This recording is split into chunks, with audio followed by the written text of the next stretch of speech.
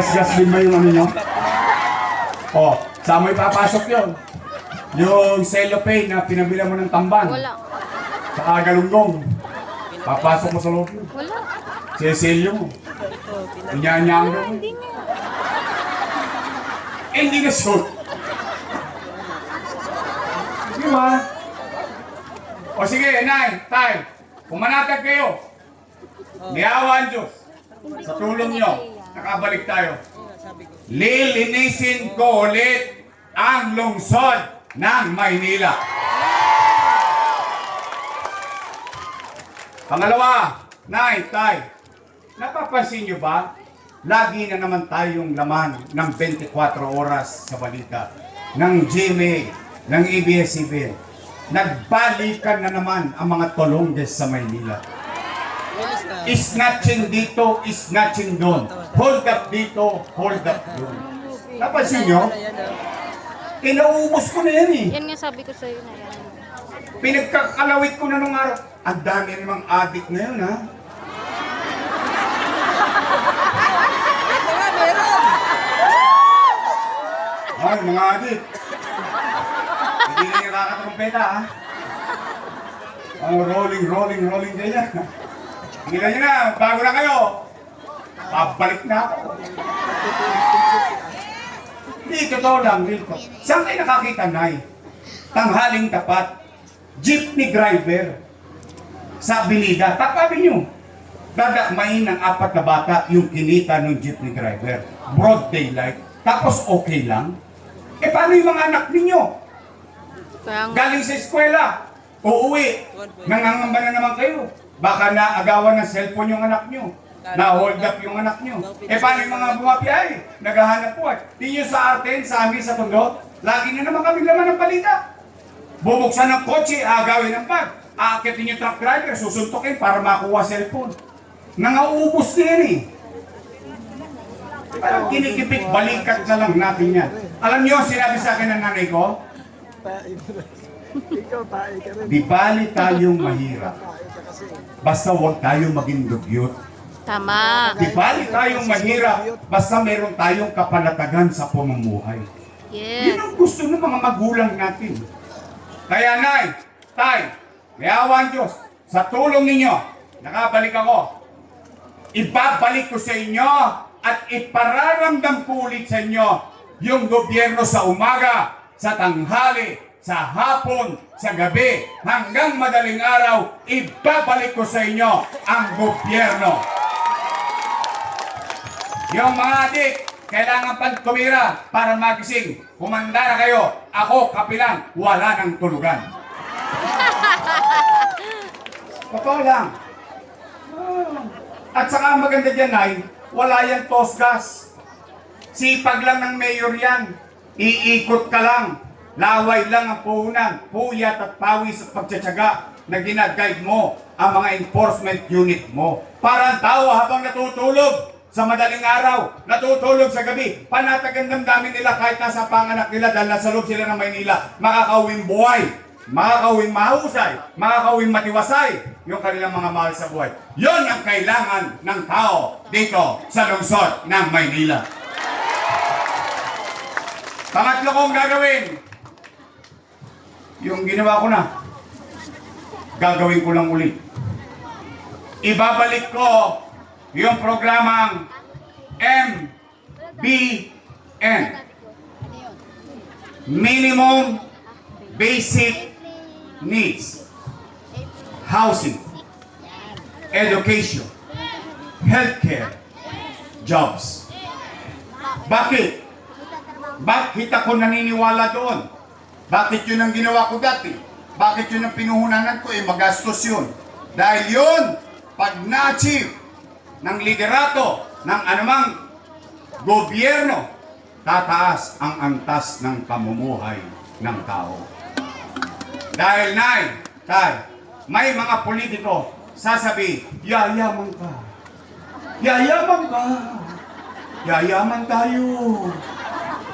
Hindi po totoo yun. Ako na nagsasabi, ako mismo, hindi ko kayang ipangako yun. Dahil ang gobyerno anumang uri ito, monarkiya, republikano, demokratiko, lahat ng uri ng gobyerno, hindi pwedeng sabihin, yayaman ka dahil sa akin. Hindi po kami lotto outlet. Tama. Pero, at the same manner, ang gobyerno, demokratiko, komunista, sosyalista, monarkiya, any forms of government can make his people life better by addressing the quality of life and living in a community. Pagpapataas ng antas ng pamumuhay ng tao sa pagtugon sa pangunahing pangangailangan ng tao. Siya'y may bubong na masisilungan. Umulat, pumagyot, magkaroon ng dilubyo, may mauulian. Ang anak mag-aaral sa maayos sa paralan. Pag nagkasakit silang pamilya, may maayos na ospital. At lalabas ang bahay, makapagkatrabaho at makapaghanap buhay, maitaguyod ang kanyang mga mahal sa buhay. Yan ang kailangan ng tao. Tanong, Yorme, may resulta na ba yan? Opo. Kanino? Sa idol ko. Sino? Si Lee Kuan Yew. Sino si Lee Kuan Yew? Singapore. Nagawa ng isang leader. Alam niyo kung sino si Lee Kuan Yew? Kahit kakampi niya sa politika, nilalabanan niya, inaaway niya kapag kapakanan na ng taong bayan ang malalagay sa alanganin. Ano itsura ng Singapore 50 years ago, 60 years ago? Mas malala pa sa dilang malala. Ang daming adik, droga, gang, patayan, rape, and so on and so forth. Pero ngayon, tingnan niyo yung Singapore. Sumalangit daw ang kaluluwa ni Lee Kuan Yew. Tingnan niyo, maganda ba Singapore? Yes! Sino nakapunta sa Singapore? Isa, dalawa. Ngayon, napunta mo Singapore? Sana all.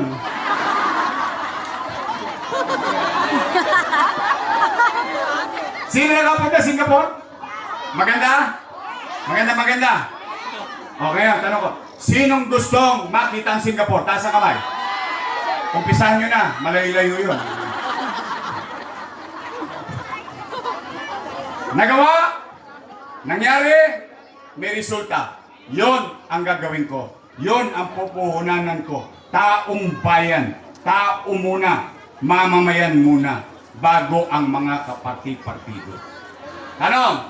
Yung ba'y gusto niyong programa? O, di babalik tayo. Yun ang gagawin ko. Kalinisan, kaayusan, disiplina, kapanatagan, and minimum basic needs. O, Nay, Tay, gusto niyo ba talaga akong bumalik? Pwede ba ako makisuyo? Pwede ba? Straight tayo.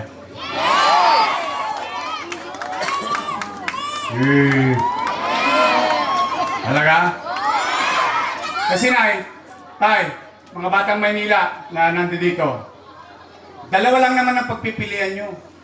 Unang grupo, Yorme's Choice. Matamis. Yung kabilang grupo, Ladies' Choice. Sobrang asim! Kayo po may sabi nun. Ayoko po manira.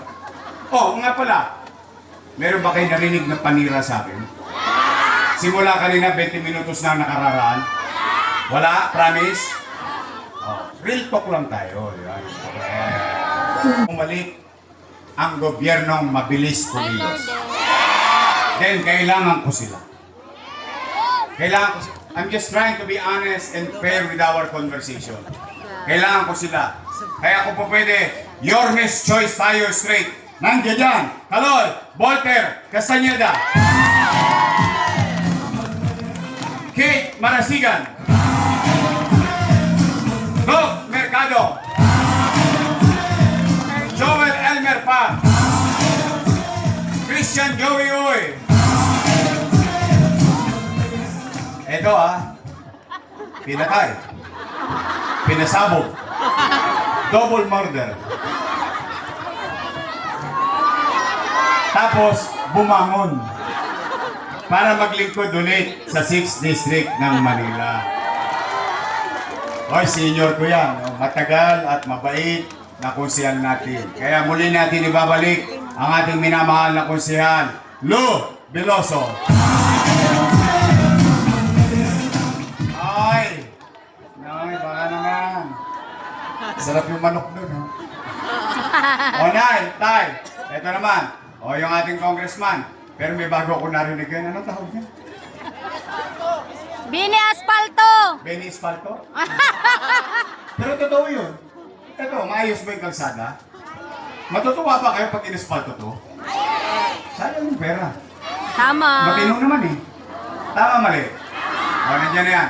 Pwede ba, makisuyo, bigyan natin ng pagkakataon maging congressman Joey Uy!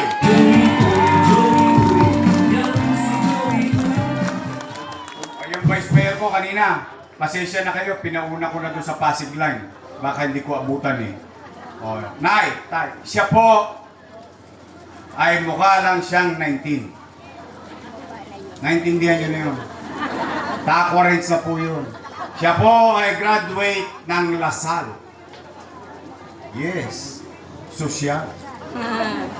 Eh, dahil ko naman siya. Ako graduate ng Ateneo.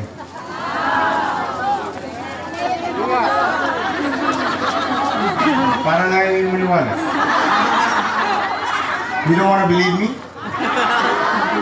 My English is good. But I need cash. Ateneo de Tondo. Siya ay graduate ng political science. So she knows the job. How the government works. Alam niya yung trabaho. At siya ay aral sa kanyang ama, being presiding officer ng Sangguniang Panglusod ng Maynila. Kaya ang ating Vice Mayor, huwag niyo akong bibigyan ng kalaban, ha? O kasi mumungguhin ako nun. Pero mo lahat ng dadaanan ko, mamumunggo ko, magdadausdos ako, mababago ang ulo ko. Paalam na. Oh, gusto ko matinong gobyerno, yung maaliwala sa gobyerno. Kasi yung mga, pag binigyan nyo ng kontrapelo, kontra lang kontra yun tungkol sa politika nila eh. Ay, Cyrus. Tama, mali. Ang ating Vice Mayor, Chief Atienza.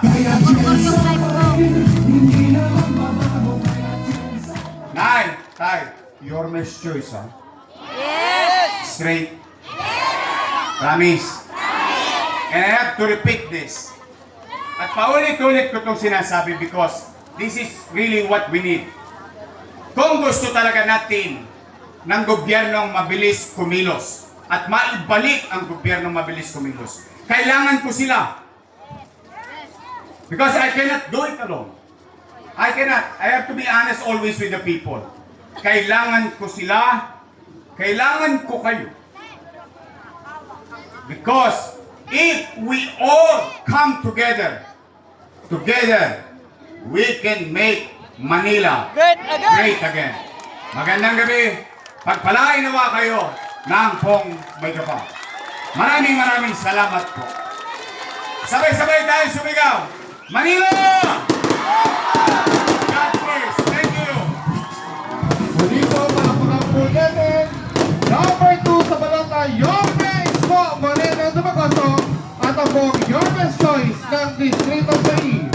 Sa pangunguna ni Congressman Joey Uy, Councilor Caloy Bolton Castañeda, Councilor Keith Balasigan, Councilor Doc Mercado, Councilor Elmer Parr, Councilor Christian Joey Uy, Councilor Lou Velasco, at syempre ang makikikaguhan ni Yorme Vice Mayor Chi Atienza.